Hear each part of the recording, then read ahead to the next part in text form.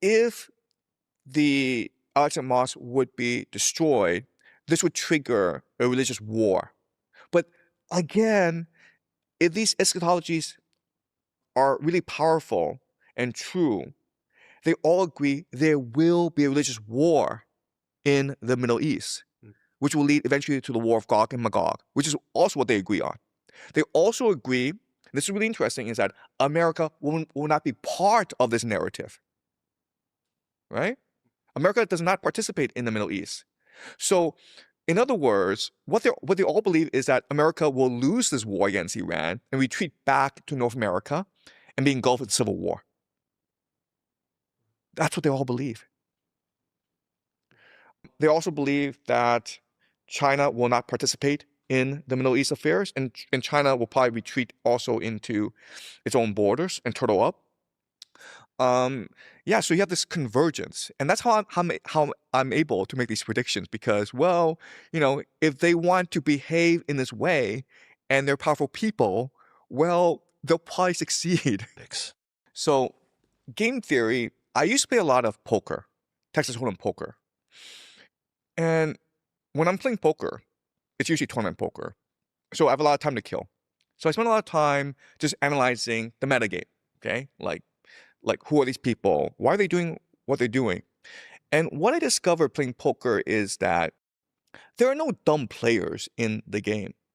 They're all rational, but they have their own different perspective on how the game should be played. So the worldview drives their strategy, which drives their action.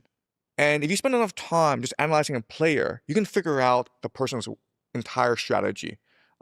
And then I recognize that, okay, well, we can apply this metaphor to geopolitics, which is to say that each nation state has its own particular worldview as determined by its culture, its history, its political system. And then it's going to take this worldview and develop a strategy for how to navigate the world. And sometimes these worldviews will come into conflict with each other.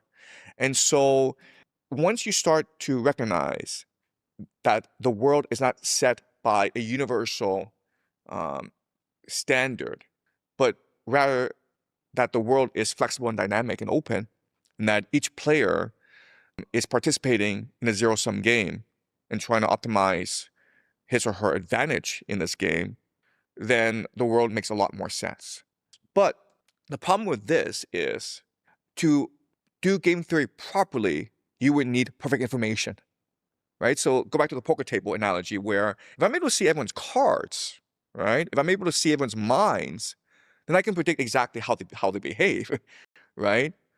But you don't have that perfect information. You can only make guesses, and this is even more true in geopolitics because you don't have access to the nation's top minds. You don't know who the leaders are. You don't understand how the political system works. You don't understand this dynamic, so it's very hard for you to gauge their behavior. So what I do next then is, fine, I don't have this perfect information. In fact, I don't have most of this information. But am I able to go back in history and look at events that are similar to today? And then am I able to draw analogies between the past and the present? There's the different eschatologies, okay? So I just mentioned the Jewish eschatology, but there are others. There's the Orthodox eschatology. There's the Catholic one. There's the Protestant one, the Christian Zionist one. There's the Mormon one, okay? There's a Freemason one. So there are all these different eschatologies out there. And what's really interesting is at certain points, they converge together, meaning they align at certain points, meaning that these are different religious traditions. Again, we're talking only about a minority, these extremists, right? Maybe 1% of the entire cohort, okay? But these are the most energetic, they're the most unified, they're the most determined, right? And if they're working together to achieve a certain script, and if the script is similar at certain points, then you can be certain or confident that these things will turn out. Because at the end of the day, we're the players in this grand historical narrative. So what we do is what determines the history. So if you just look at certain convergence points, it's amazing how they align, okay? So one major convergence point is the reconstitution of the nation of Israel. This happened in 1948. Then another convergence point is war and chaos in the Middle East, which is happening right now. Another convergence point is the building of the third temple.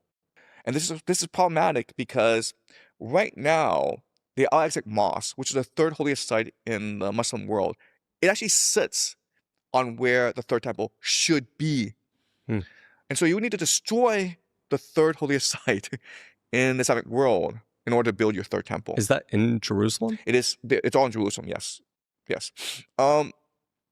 And so, if the Al-Aqsa Mosque would be destroyed, this would trigger a religious war. But again, if these eschatologies are really powerful and true, they all agree there will be a religious war in the Middle East, which will lead eventually to the war of Gog and Magog, which is also what they agree on. They also agree, and this is really interesting, is that America will not be part of this narrative, right? America does not participate in the Middle East. So, in other words, what they all believe is that America will lose this war against Iran and retreat back to North America and be engulfed in civil war. That's what they all believe.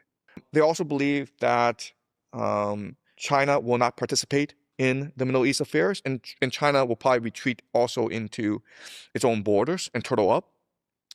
So you have this convergence, and that's how I'm able to make these predictions because, well, if they want to behave in this way, and they're powerful people, well, they'll probably succeed. Politics. Okay, so let's look at some major events that are happening right now. Okay, so you've got this war in Iran that seems to be escalating day by day. You have the midterms coming up in November, and people expect the Democrats to sweep the House, in which case they will probably impeach Donald Trump.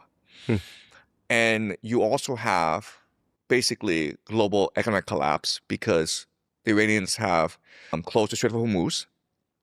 And so fertilizer and oil, LNG, are not able to be transported around the world. So the Middle East provides about 20% of the world's oil supply. And it's also high quality that the rest of the world can't actually replicate.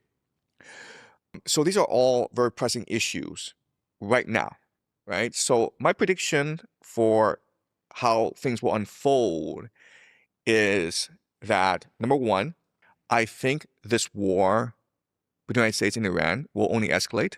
There can be no off-ramp because, first of all, Donald Trump sees this war in Iran as crucial in achieving his Messianic mission, which we talked about earlier. The military-industrial complex, Pentagon, the military, once they get into a war, they don't back out.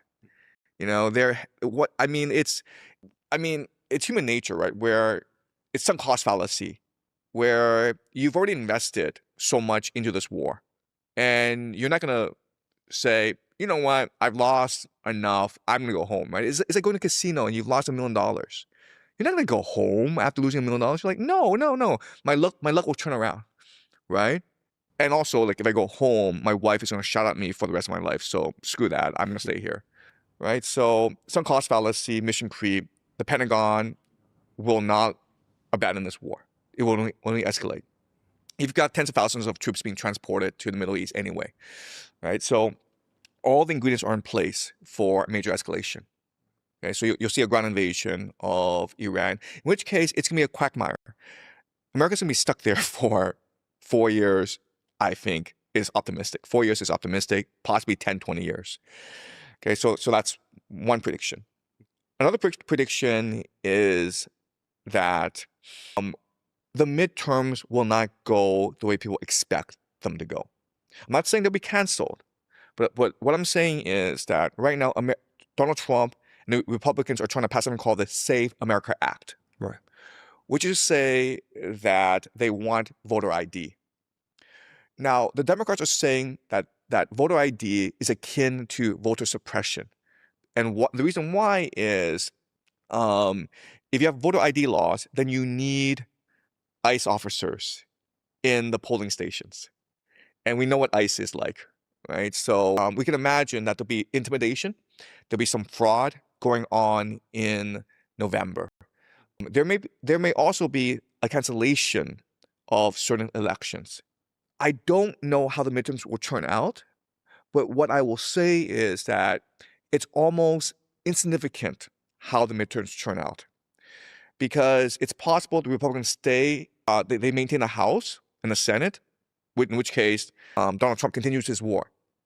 It's also possible the Democrats put up people called the blue dogs, who are national security apparatus people who are Democratic. Okay, so these are people who are CIA, who are Pentagon, and they would support this war. So they come into office and they would impeach Donald Trump if he did not continue this war. Okay, but it's also possible the Democrats sweep and they impeach Donald Trump, and this won't change anything because he still has the power to fight this war to the bitter end. And if he gets impeached, you can imagine that he'd be even more determined to fight this war. So I don't know what the midterms will turn out, but I will say that it will not be the way people expect it to work out. I think there'll be a lot of surprises. And I will also say it won't change the trajectory of this war. I think the trajectory of this war is already set. By 2027, all the ingredients for civil war should already be in place. I don't mean actually, two militaries fighting each other, but I'm saying like nationwide discontent and riots and protests and insurgencies. Okay, so this is going to be low-level conflict, but it's going to be what the Civil War will look like for the next few years. The global economy should have collapsed by 2027. So JP Morgan has reports saying that the world will run out of oil by the end of this month. And that's because of the closing of the Strait of Hormuz. That's right, because of the closing of the Strait of Hormuz. But the problem of the world is that people are used to efficiency, which is to say getting resources as cheaply and as quickly as possible. And the entire world is structured around efficiency. And the problem, though, is that efficiency and resilience are at odds with each other. So the example is just-in-time inventory, right? So companies don't have inventory because they don't want to bear the cost of inventory. So they just use just-in-time supply chains, meaning like you will only keep this thing in place for a couple of days before you ship it to another place. But what happens if there's a chokehold, right, on the supply network, like the Strait of Hormuz? Well, then your entire system implodes because there's not enough inventory to go around. People aren't stocked up on necessities, right? So this crisis that we're seeing in the global economy will only get worse. And it's going to extend to every aspect of life, where you think, okay, well, I don't drive a car or I don't fly a plane for next year. Like, no. That's not how these things work, man. Cheap energy is the foundation of the entire modern global economy.